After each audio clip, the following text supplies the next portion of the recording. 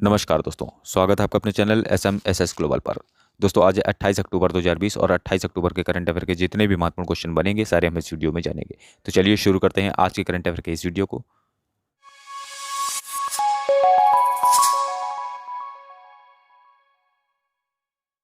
पहला क्वेश्चन है, हाल ही में डाक विभाग ने किसकी वर्षगांठ पर स्मारक डाक टिकट जारी किया है? तो अभी संयुक्त राष्ट्र की वर्षगांठ पर डाक विभाग ने स्मारक डाक टिकट जारी किया है। तो इस क्वेश्चन का सी ऑप्शन सही है। तो ये संयुक्त राष्ट्र की जो जो संगठन है इसकी भी वर्षगांठ थी, कौन सी 75वीं वर्षगांठ थी, तो इस पर एक स्मारक डाक टिकट जारी किया है। तो बात हुई डाक की, तो भारतीय डाक का मुख्यालय है नई दिल्ली में। इसके वर्तमान में महानिदेशक हैं अरुंधति घोष। और बात हुई है संयुक्त राष्ट्र की, तो संयुक्त राष्ट्र के बारे में बात करते हैं तो इसका मुख्यालय है न्यूयॉर्क अमेरिका में। इसकी स्थापना हुई थी 24 अक्टूबर 1945 को और इसके वर्तमान महासचिव हैं एंटोनियो गुटेरेस। अगले क्वेश्चन पे आते हैं, हाल ही में सतर्कता जागरूकता सप्ताह 2020 कब मनाया जा रहा है? ये कब से मनाया जा रहा है? ये जो सप्ताह है सतर्कता जागरूकता सप्ताह, तो ये 27 अक्टूबर से मनाया जा रहा है। तो इस क्वेश्चन का ए ऑप्शन सही है। तो ये प्रतिवर्ष यानी हर साल जो केंद्रीय सतर्कता आयोग है इसके द्वारा मनाया जाता है। कब तक मनाया जाता है? तो ये 31 अक्टूबर तक जो है, 31 अक्टूबर को होता है सरदार वल्लभ भाई पटेल का जन्मदिन। तो इस दिन तक ये मनाया जाता है। केंद्रीय सतर्कता आयोग इसको मनाता है। बात हुई है केंद्रीय सतर्कता आयोग की, तो इसके जो आयुक्त हैं वर्तमान ये हैं संजय कोठारी और इसकी स्थापना हुई थी फरवरी 1964 में और इसका मुख्यालय है नई दिल्ली में।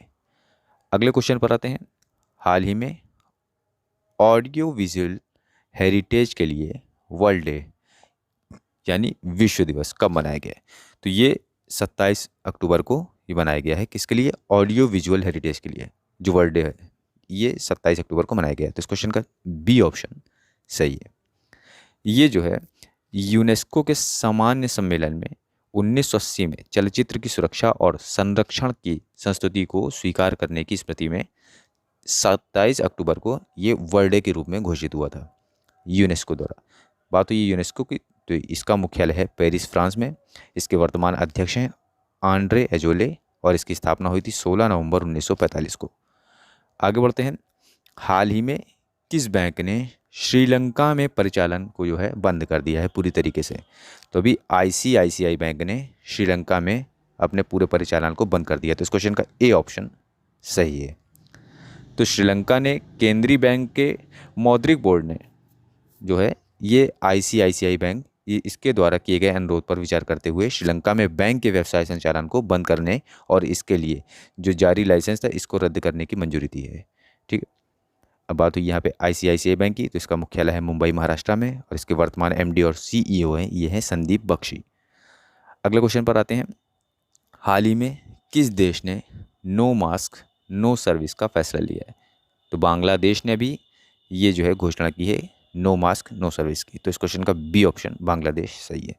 इसके अंतर्गत प्रधानमंत्री शेख हसीना जो वहाँ की प्रधानमंत्री हैं शेख हसीना, इनकी अध्यक्षता में कैबिनेट की बैठक ने ये जो है निर्णय लिया है कि किसी को भी बिना मास्क के बिना कार्यालयों में जो है जो भी वहाँ के सरकारी कार्यालय हैं उनमें प्रवेश करने की अनुमति नहीं होगी और जो भी सरकारी निकाय हैं जो भी सरकारी सेवाएं हैं उनमें जो है मास्क के लिए अनिवार्यता जरूरी है। बात हुई है बांग्लादेश की, तो बांग्लादेश से जुड़े जीके फैक्ट जानेंगे। तो ये रहा मैप में बांग्लादेश। बांग्लादेश की राजधानी है ढाका। बांग्लादेश का जो राष्ट्रगान है ये है अमार सोना बांग्ला। बांग्लादेश की जो मुद्रा है ये है टका। बांग्लादेश का जो स्वतंत्रता दिवस मनाया जाता है ये मनाया जाता है 26 मार्च को। अच्छा, बांग्लादेश से जो सीमा लगे जो राज्य हैं उनके नाम है पश्चिम बंगाल, असम, मेघालय, त्रिपुरा, मिजोरम। ये जो है बांग्लादेश की सीमा से मिलते हैं। अगले क्वेश्चन पर आते हैं, हाल ही में हाईवे इंफ्रास्ट्रक्चर की बेहतरी के लिए NHAI ने किसके साथ MOU पर जो है हस्ताक्षर किए यानी समझौते पर हस्ताक्षर किए हैं?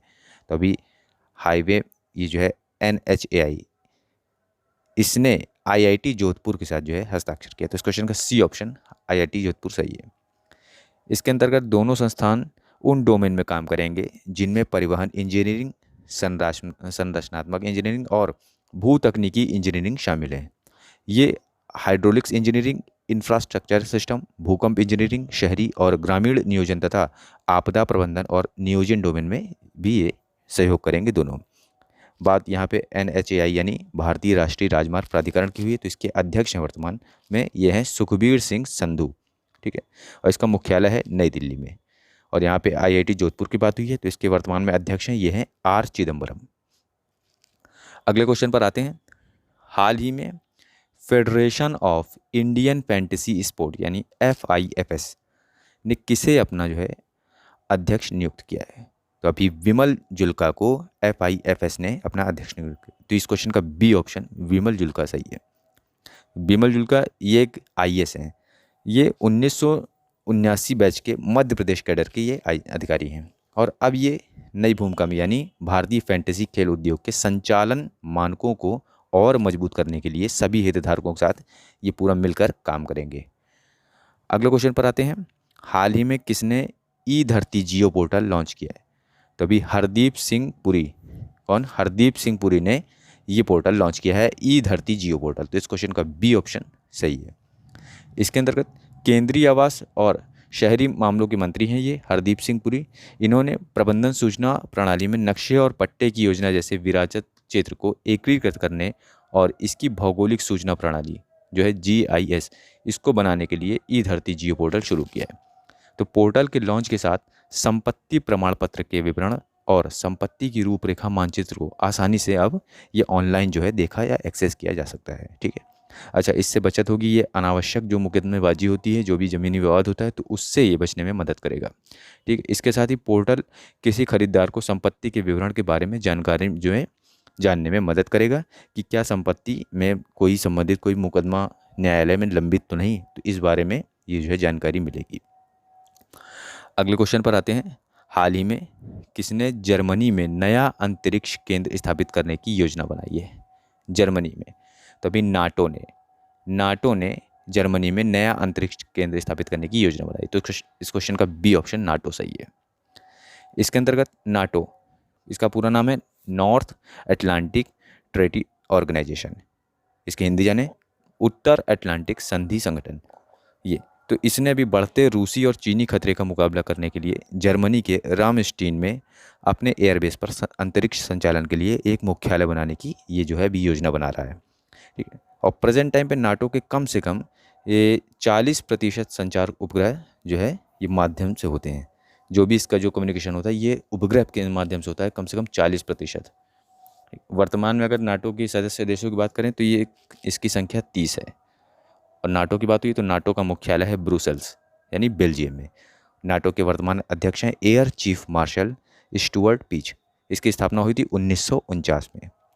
आगे बढ़ते हैं। हाल ही में देश में एनीमिया मुक्त भारत सूचकांक में कौन सा राज्य शीर्ष पर रहा?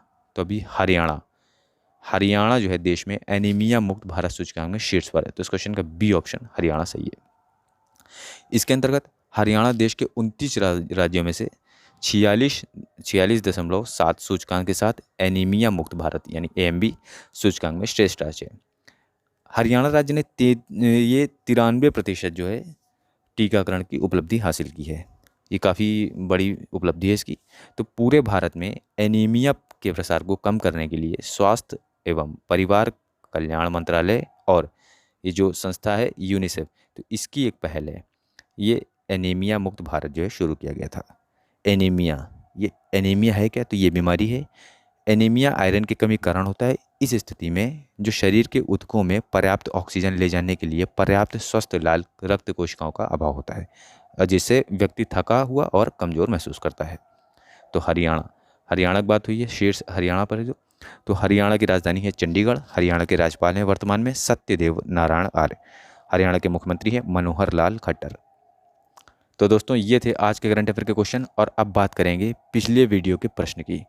तो पिछले वीडियो में प्रश्न पूछा गया था, हाल ही में कृषि कानून लागू न करने वाला राज्य कौन सा है? तो इसका सही आंसर है पंजाब। और अब बात करेंगे आज का क्वेश्चन ऑफ द डे का। तो क्वेश्चन ऑफ द डे है, हाल ही में गोवा में सैंड ड्यून पार्क के लिए किसने 3 करोड़ रुपए की राशि की मंजूरी दी है? तो ये 4 ऑप्शन है आपके, आप इसका आंसर नीचे कमेंट बॉक्स में बता सकते हैं। दोस्तों जुड़े रहिए हमारे साथ डेली करंट अफेयर्स के लिए। और हाँ, चैनल को सब्सक्राइब करना, लाइक करना और ज़्यादा से ज़्यादा शेयर करना बिल्कुल भी मत भूलिएगा। धन्यवाद।